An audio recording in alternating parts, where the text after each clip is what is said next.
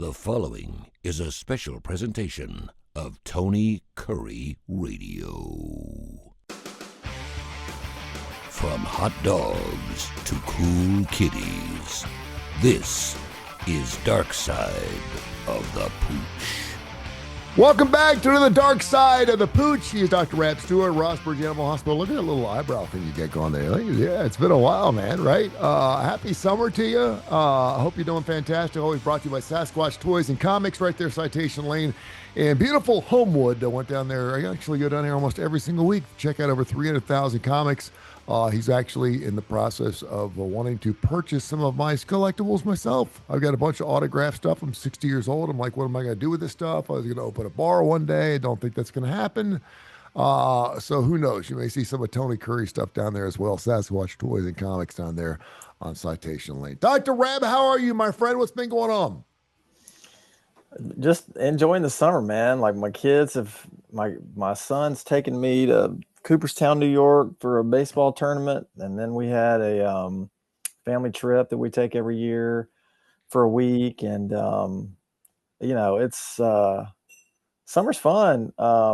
It's in some respect, it slows down a little bit in my personal life, but, speeds up in the professional life. So I hear you. It's something's always got me tired. I hear you, man. I hear you. And I think it's gotten that, I think it's because we're getting older. Summers were different when I was 50, believe it or not, than when I'm 60. It's weird. It's like, we used to go on the annual trip every year with the family, and obviously things changed there. And it's just life just gets different. Your kids get older, and so they care more about, my daughter actually told me last week, she goes, Dad, I really don't care about going to the beach. I'm like, good, because we're not going. It's not happening. I said, I wish I could. She goes, but she's 14. She's like, I really don't. So she ended up going down with a friend of hers down to the beach this week. And so she's happy. And my other son's in college and he's kind of past that point. And yeah, so it's just kind of like whatever it is. So you just keep moving right along, but it's all good. So what's been going on there at the shop? You've always got something interesting to talk about. I got a couple of interesting things I want to get into with you when it comes to pet care. 208-0301 rossbridgevet.com if you want to check out the store. It's fantastic. And of course, when it comes down to football season, you're looking for anyone to be watching your pets over the holidays. They do a lot of grooming things. They do it all right there at the Rossbridge Animal Hospital. But anything interesting come to the doors the last few months?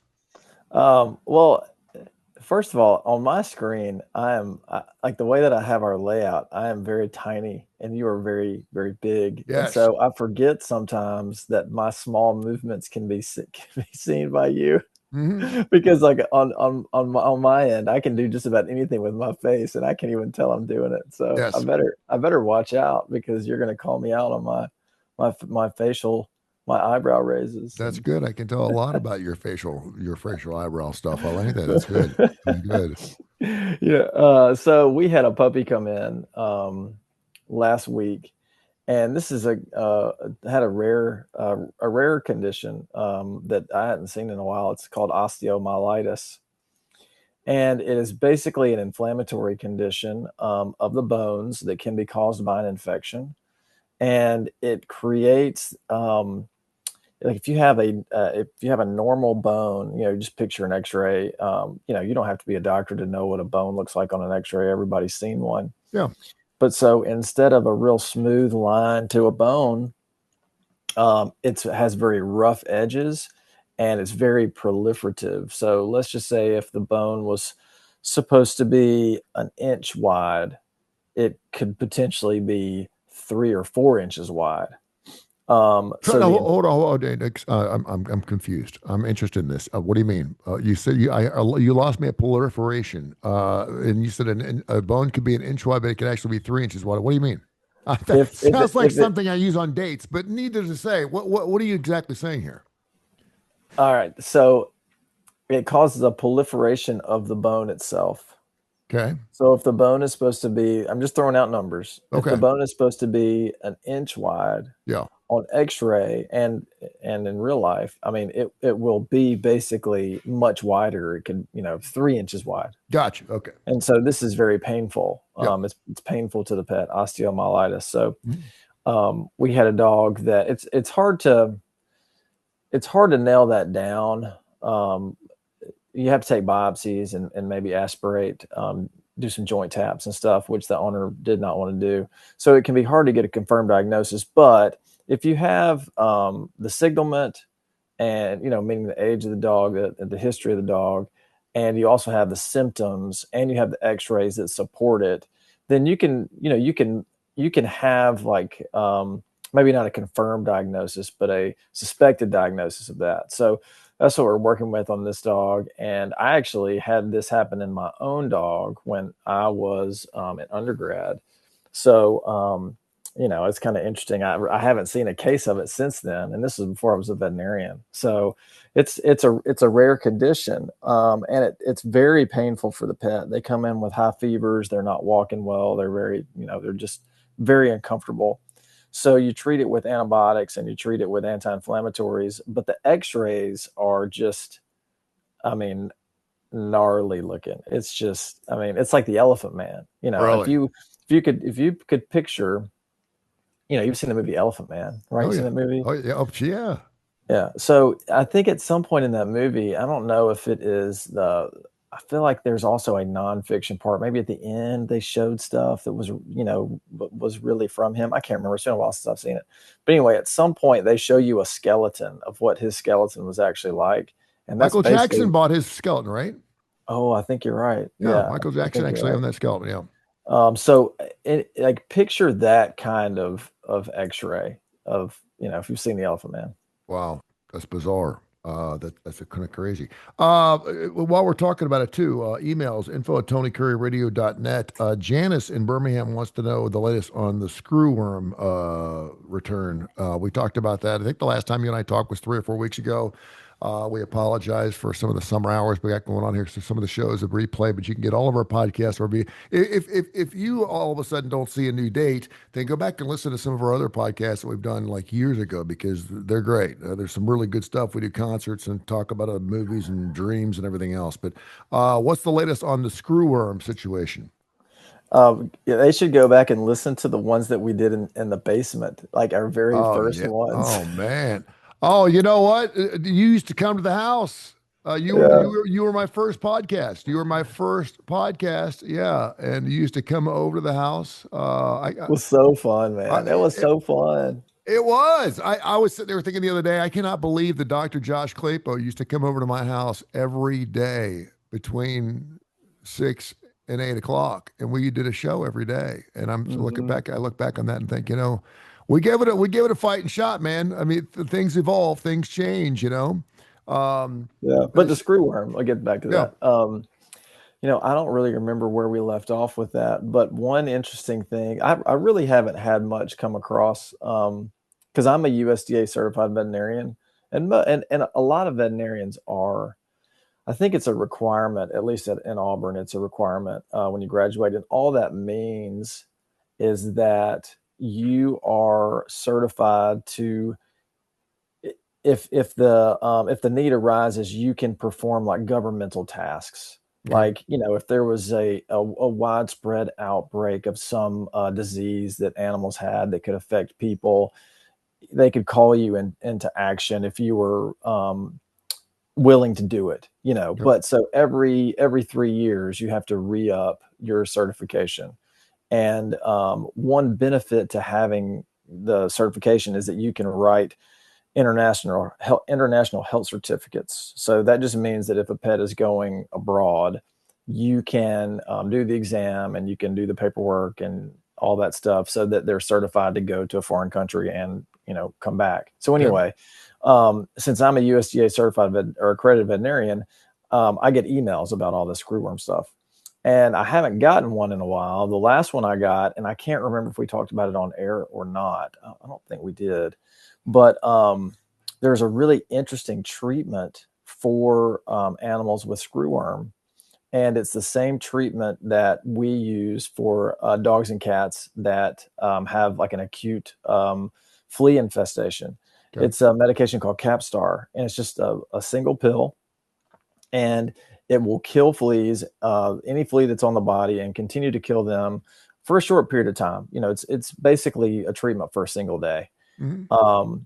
But it's really interesting when I saw that in the email, and I thought, oh my gosh, like something as simple as Capstar, which has been Wow. around forever. Yeah. It's just an anti-flea medication. It's been around forever, and it can treat screwworm. It's super simple. It's a really easy and effective treatment. It's just a tablet that you give them.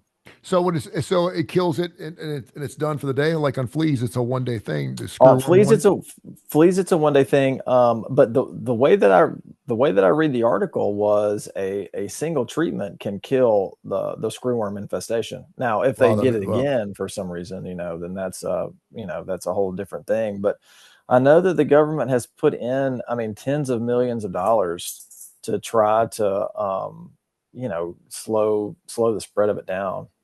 Yeah, that would be quite the blessing if in fact that one treatment did it. There's also something called I always want to call it psoriasis. I know it's not psoriasis, but it's spelled a lot like that. The stomach bug that is going around the United States right now that is evidently it's got the CDC up in hands, up in arms. They're trying to figure out right here in Alabama. It's not so bad. You know what I'm talking about? Hmm. The cyclo something or other. Hold on, and I'll have it for you. I should have had this prepared. All you got to do is pull up stomach bug, and it'll come up big time because evidently it's Clostridium, C. diff. um why the explosive stomach bug outbreak remains history. Yeah, cyclosporiosis. Oh, Cyclo okay. Cyclosporisis. Yeah. Yeah. Cyclosporosis. Evidently, it's on our fresh produce. It's bad enough that washing it doesn't get rid of it. You have to wash it. You have to peel it, and you have to burn it. You have to like cook it. Yeah. I To mean, like, burn it with you have to burn it with well, a I with a don't know why. flamethrower. I don't know why you'd want to eat that way, but normally when you have something like that, you just wash the fruit or wash it real good, and it's good. In this particular case, that's not good enough. You have to wash it, you have Oh to my peel it, and you gosh. also have to cook it in order to eat it. And I'm like, well, why would I want to eat, I guess vegetables you would do that with. You don't eat raw vegetables, but fruits, I don't even know why you'd want to cook something like unless you're making an apple pie or something like that. But I did have several people want to know it. It's a severe stomach bug. It is something that can be treated with an antibiotic, but it's also something that the longer and the thing is, it takes a long time for it to process. So usually it's something that where you may have it for like weeks on end or months, and then it can eventually end up killing you. But we've had several people want to know if that had anything to do with animals. Does it have anything to do with animal? Can animals get this thing? Well, people always want to talk about types of diseases that can go between animals and humans. Do you know anything about that? I don't. Hold on. Let me now it might be it could potentially go by a different name. So let me see. Spell it Um, Clostry. yeah,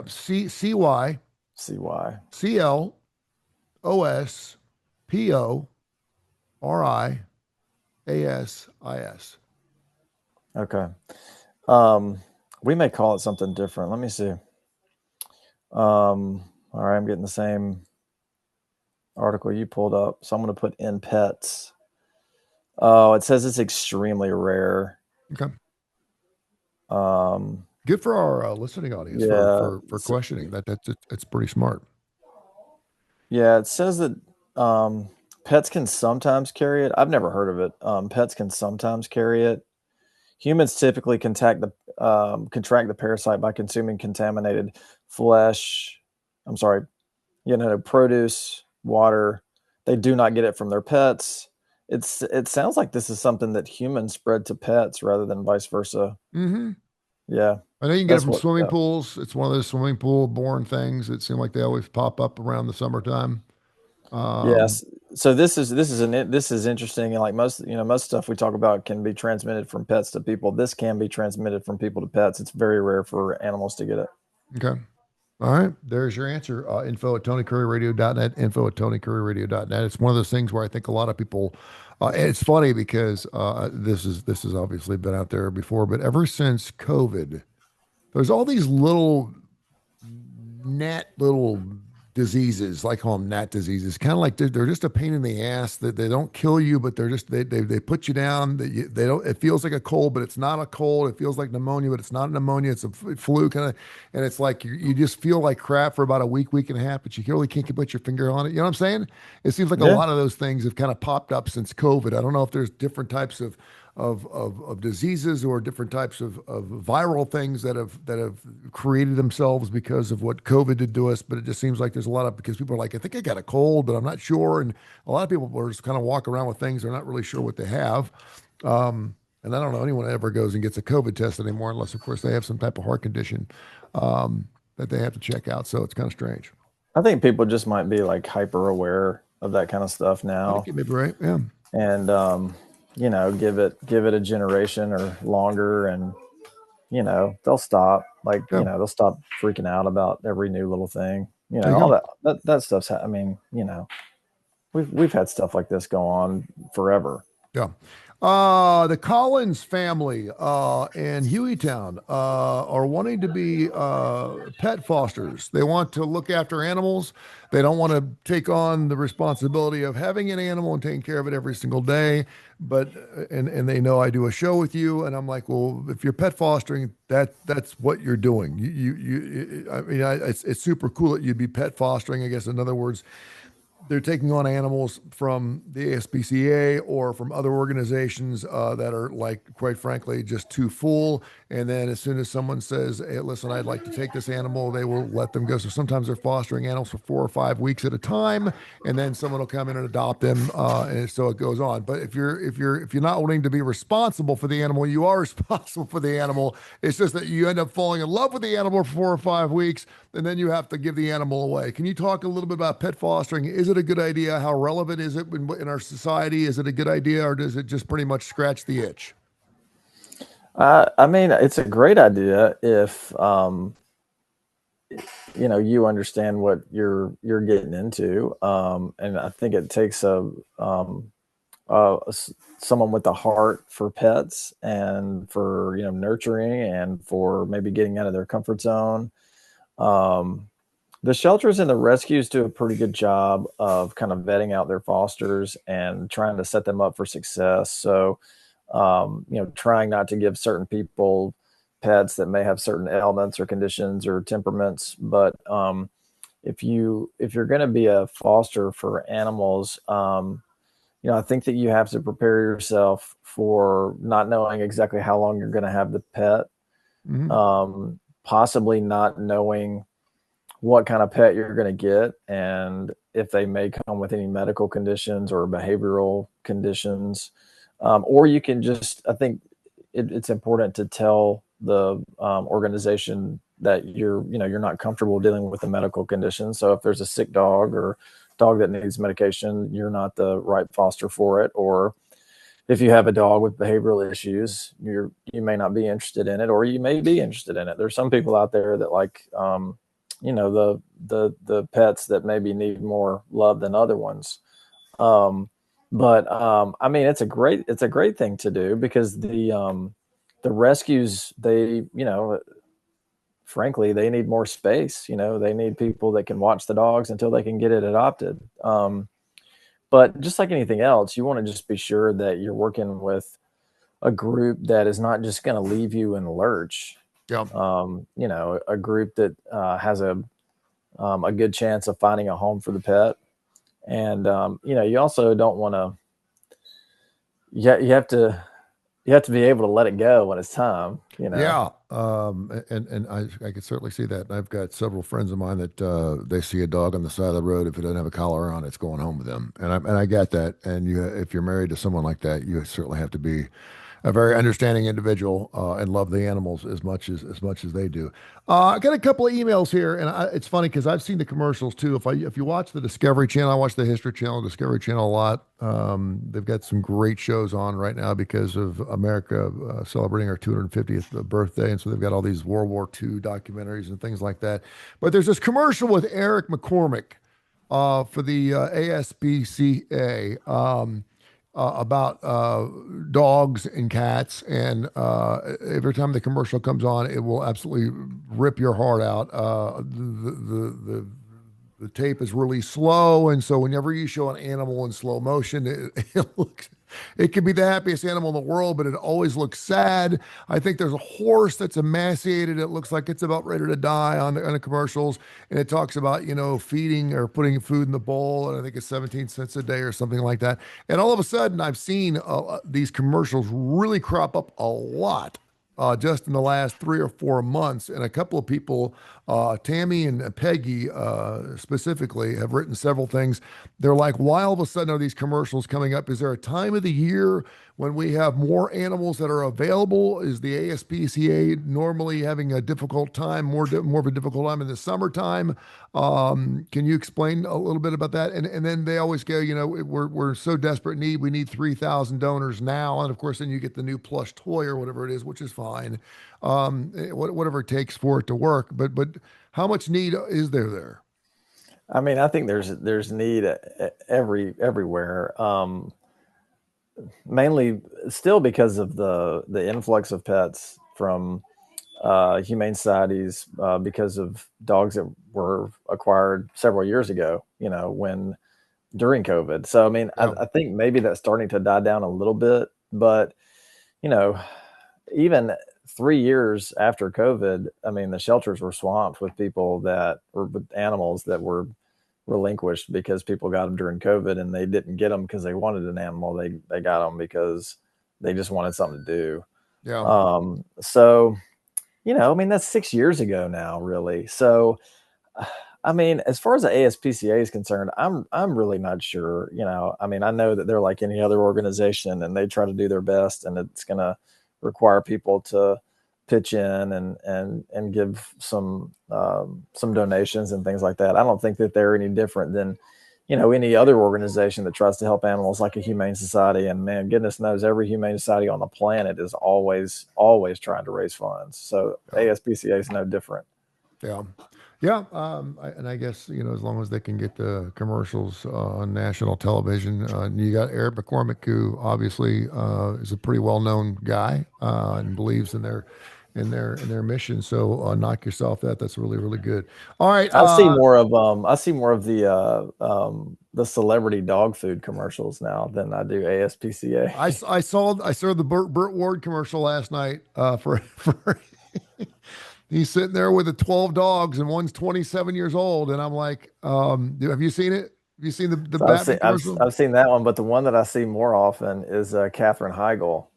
Yeah, I've seen that She one as was well. on, I guess Grey's Anatomy was maybe her like breakthrough, and then she had like a few kind of rom-coms, and now she's got a dog food that's gonna. She's doing a tampon commercial as well. Okay, yeah, because she played a doctor on TV. Yeah. She's going to make your dog, have the shiniest coat, the healthiest bowel movements, and give it that puppy energy until it's 45 years old. Why don't we just take the animals we have right now and just do the best we can with those animals and just, let it go. Just let it go from that standpoint.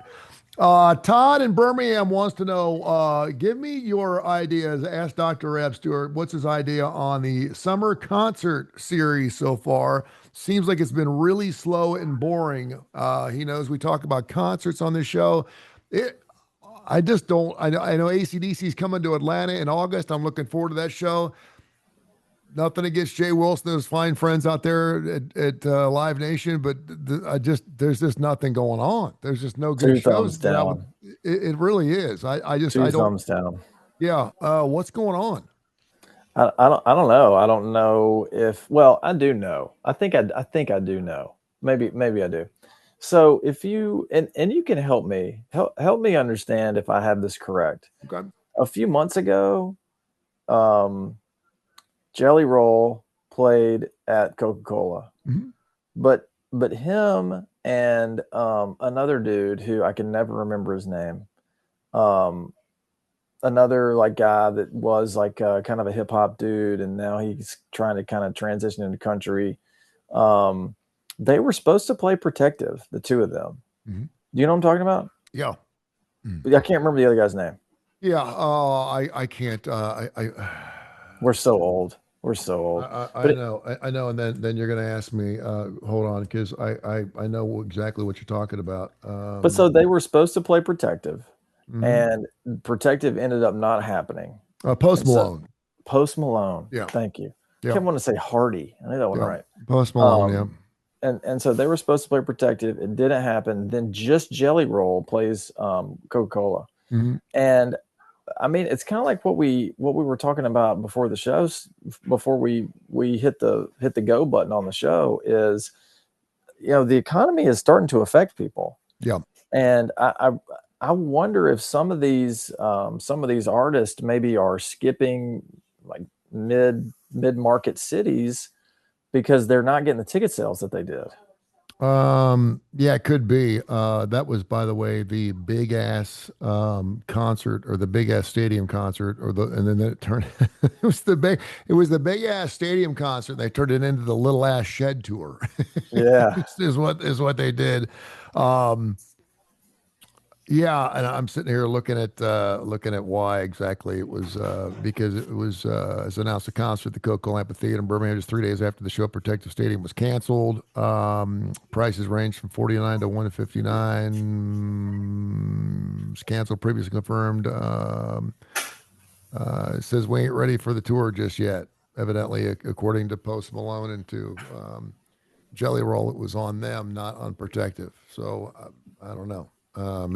Maybe they try to throw something together, and you know, I think too. I mean, it's funny because we've talked a lot of COVID during the show. It just killed so many people because so many people couldn't go see live music for 2.5 years, and I think a lot of bands that thought, well, you know, it's fine, realize that that's where they make their money.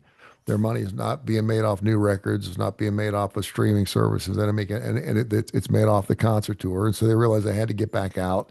And I think there was just a big kumbaya of everyone just having to, you know, just wanted to get out and play. James Taylor's playing a show every week, and Stevie Nicks is out. She's out at 70. She's playing. Ringo Starr's. And so they all did that. And now it's kind of chilling back out again a little bit. I think it's kind of that, and people are just older. Ozzy Osbourne's dead. I mean, there's some people that were supposed to have concerts and they just wrote it up and said, the hell with it. And I wonder too, like some of this, you know, I'm just, you know, everyone says that at some point in your life, you stop looking for new music and you just listen to the stuff that you've always listened to. And, you know, I'm trying not to be the, you know, the get off my lawn old man. You can. But I wonder if these new artists, I wonder if I'm so out of touch, or if I'm correct in my assumption that there are so many solo artists now, and there are so few groups and bands. Can new artists, can they translate what they do live? Can it translate? I don't know. That's a great point. And it's so funny you bring that up. There is a gentleman named Alec Benjamin, who is known as a Indio. I forget how they exactly describe him. Indio rap, hip hop, kind of a mellow artist. It's a guy you may hear on Magic 96, but he raps and rhymes. It's relatively clean music. My special needs son fell into his lap and just absolutely loves this guy. And I mean, so I hear his music and I'm like, who are you listening to? And so we have listened to every Alec Benjamin song possible. He's got 4 albums out. He's got another one coming out later on this year called AB5. And he hasn't had a hit record yet, but he's big out of Tempe, Arizona, and he does evidently really well in Europe. And so I've kind of looked into it, and I told him, hey, when he comes to town, we'll go see a concert. But here's a guy who is just him. He doesn't have a band. I've seen concert videos of him, and obviously it takes a lot to put a show on, and you got to sell a lot of tickets. I don't think we're in a situation anymore where concert promoters are willing to put shows on unless they know they're going to nearly sell out. Period. And I think that hurts some people. We had Rod Stewart like 4 or 5 years ago that was supposed to play here and had to cancel. Elton John had to cancel here once because they said he was sick. It was because they couldn't sell tickets. Can you imagine that now?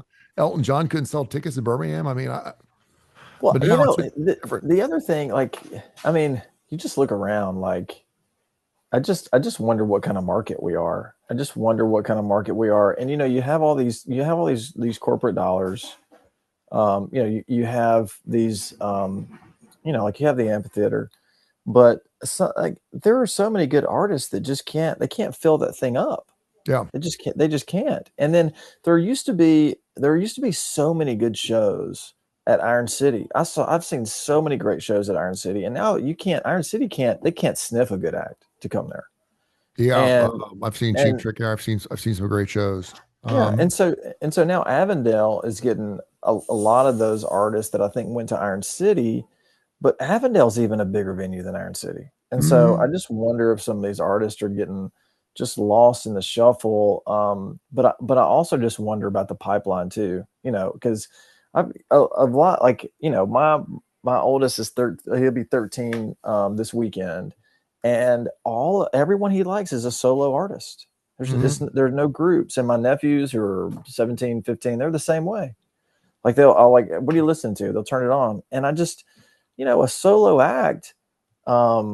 I don't know. It might be tough for them to put a show on the road that people want to see. Unless they're unless they're at a concert hall or something where they're doing a solo thing or even an acoustic kind of show. Yeah, I mean, they could You, play the Lyric, they could play yeah, Alabama Theater, but they're like, to play Coca Cola, forget it. No, they yeah. they can't. They can't. If Elton, Well, but look at Taylor Hicks, right? I mean, he's not playing the Coca-Cola Amphitheater. I mean, he plays the Lyric. Of course, he has a financial interest in that.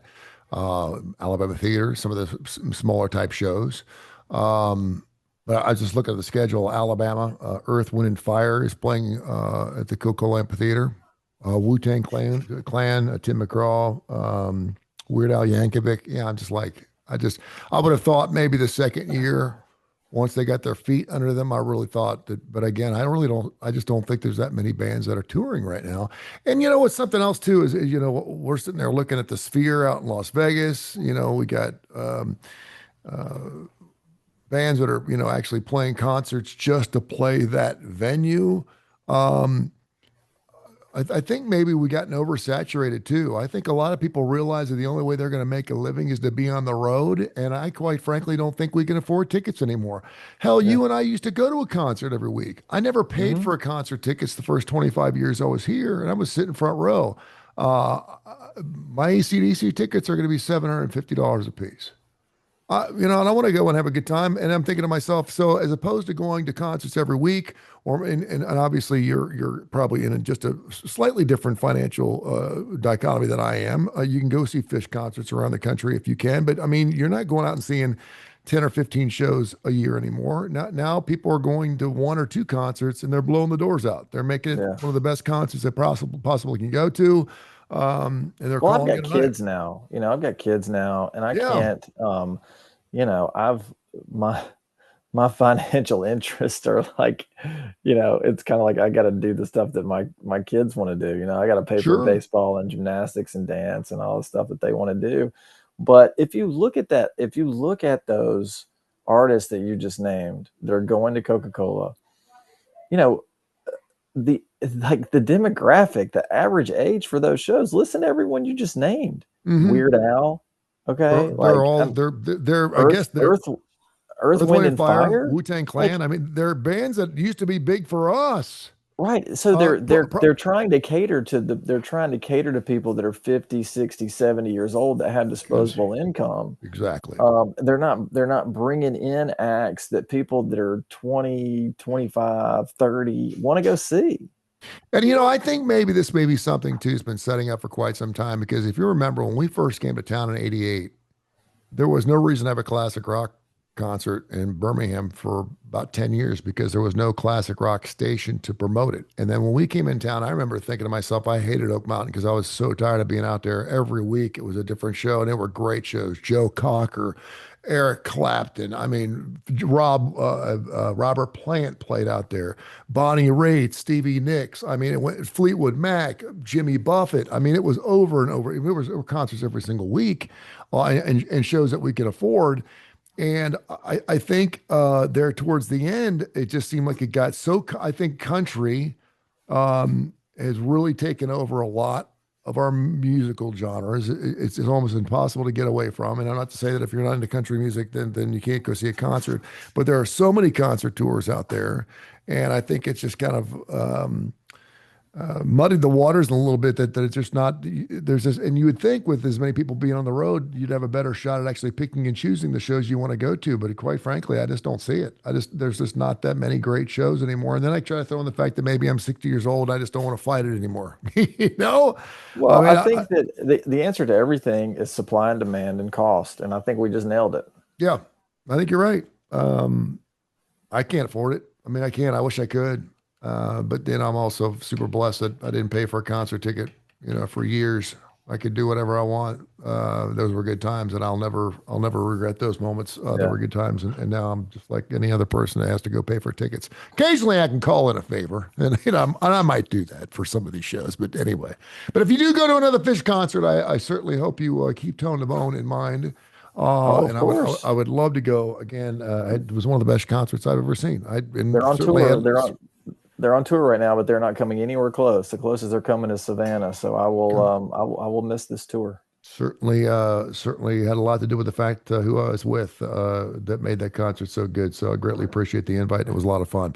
All right, Darkside the Pooch, brought to you by, of course, our fine folks at Sasquatch Toys and Comics. They basically do it all, man. 300,000 different comics, but they've got everything. He's expanded. He's done things from cards to pogos to pegs to Legos they got it all. I mean, anything collectible really can be found down there. It's just an amazing store. If you go down there and open the door, a lot of people are like, where's their website? They don't have a website. They will. It's probably one of the few businesses I know it doesn't have a website. I don't know why. But check out Sasquatch Toys and Comics. They do have a Facebook page, collectibles, autograph stuff. I was down there the other day, and an Adam Sandler hockey jersey came in from the second Happy Gilmore movie came in that was signed by him, which is really, really cool. So all kinds of really cool stuff. So check them out. Tell people how they can get in touch with you, my friend. Call us at 208-0301. We are Rossbridge Animal Hospital at gmail.com. We are RossbridgeVet.com. Or you can find us on Facebook. We'll catch them next week, my friend. Appreciate you. Okay, see you, bud. Thanks, Lou.